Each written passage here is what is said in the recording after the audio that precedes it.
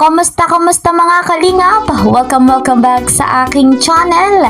Eto guys, ano nga ba itong request ni Viancy sa kanyang hobby? At ano rin po itong payo ni Kuya Val kay Kalingap Edu? Eto na nga ang Edsy Love Story na ating pag-uusapan ng ating topic. Ano po? Pero bago tayo magpatuloy, good morning.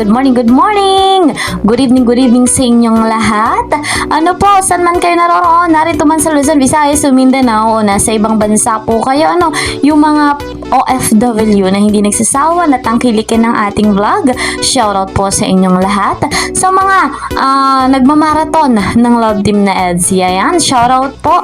Gayon din sa mga kasamahan ko dyan sa Karepa, Kalingap Reactor Partner, shoutout po sa inyo. Gayon din sa mga bigating sponsor na patuloy na nagmamahal sa Love Team na Edsy.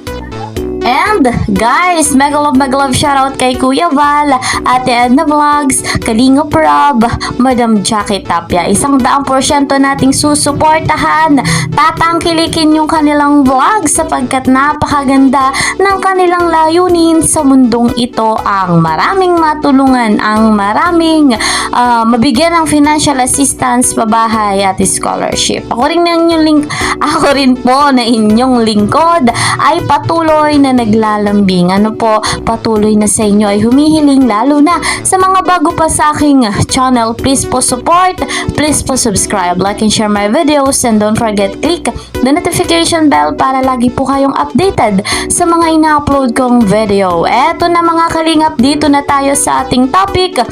Eto na nga, grabe, ano nga ba itong request ni Viancy kay Papa Ed sa kanyang hobby? Ano nga ba yung request ni Viancy sa kanyang hobby? At ano naman etong payo ni Kuya Val kay Papa Eds? Ating alamin talagang tunghayan natin ang masayang love story ng dalawang ito.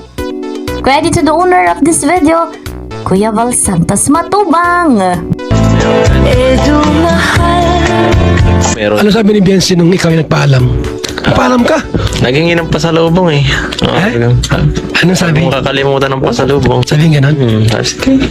Grabe yung nyo, titigan nyo. Sa birthday mo?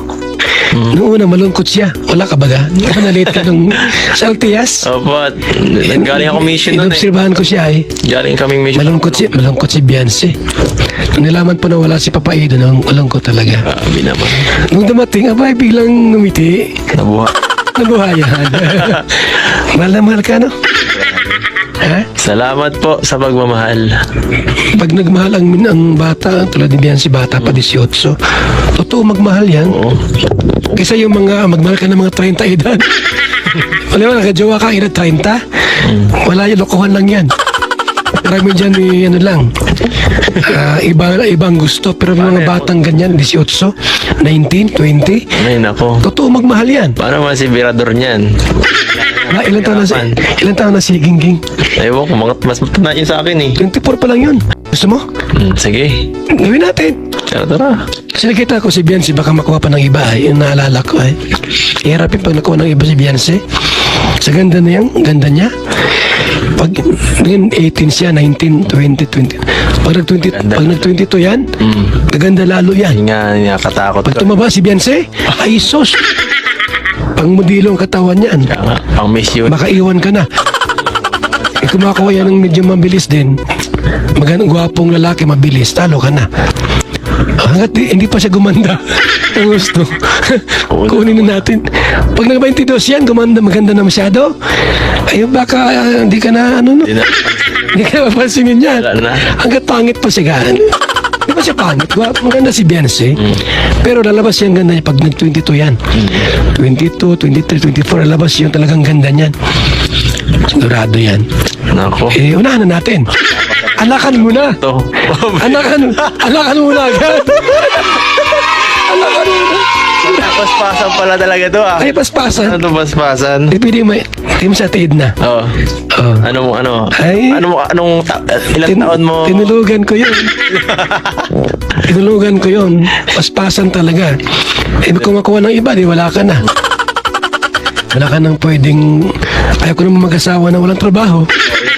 Pinakasalan si tita. Ha? Ilan taon niyo po pinakasalan? 23 yata. 23, ay naku, sakto.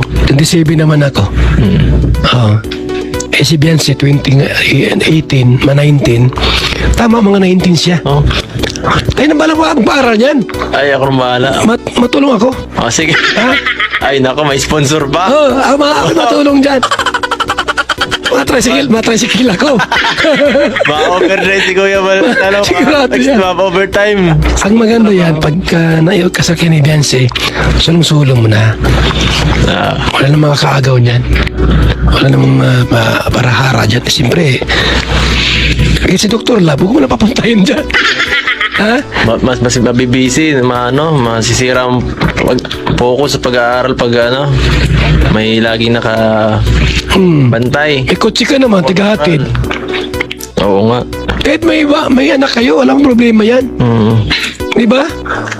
Siya. May ipon ka naman. Oo. Ipon ka naman. Pwede na yan. Ako na magbablog ako eh. Mag-vlog ako. Pag may time kayong dalawa mag-vlog, hindi mag-vlog kayo. May mga sponsor yan. Ay, may siguro. Kasal? Siguro. Itzy? Ay, dami yan. Birthday pa nga lang eh. Ay, Kasal birthday na pa, eh. kasal. Dalawa kayo. Ay, baka 10 litson niya. Makakawa. So ayun, yun naman pala. Ang request ni Viancy kay Papa Ed sa kanyang hobby ay pasalubong. O nga pala, kasama si Kalingap Edu papuntang Hong Kong. Nalulungkot nga daw po si Viancy dahil nga matagal-tagal na malayo ang kanyang hobby. At yun nga po, gusto niya ng pasalubong. At etong payo ni Kuya Val, talagang pinaghasawa na si Papa Eds. At yung kanyang mga payo ay pang good vibes naman, mga kalingap. Masaya yung kanilang kwentuhan, yung interview ni Kuya Val dito kay Kalingap Edu, na kahit nga po paulit-ulitin nating panoorin, mag-e-enjoy tayo dito sa vlog ni Kuya Val. Iba talaga lumalabas yung pagmamahalan na love team na Edsy, lumalabas kay Papa Eds na mahal niya talaga ang nag-iisang wifey. So guys, wala tayong ibang gagawin kundi patuloy nating tangkilikin ang love team na Edsy. Kahit anong mangyari ay lagi nating tatangkilikin. At maniwala tayo guys, forever ang love team na Edsy dahil mahal na mahal po nila ang isa't isa. Alam natin yan, nagmula mismo sa bibig ni Viancy, sa bibig ni Papa Ed. So, yan ang ating masayang update dito nga po sa love team na Edsy. Salamat kay Kuya Val sa patuloy na pagpapasaya sa atin. Salamat sa Team Kalingap. So, yun nga po ang ating update. See you po sa next video. Mag-iingat po kayo palagi. God bless everyone. God bless Team Kalingap. Bye-bye!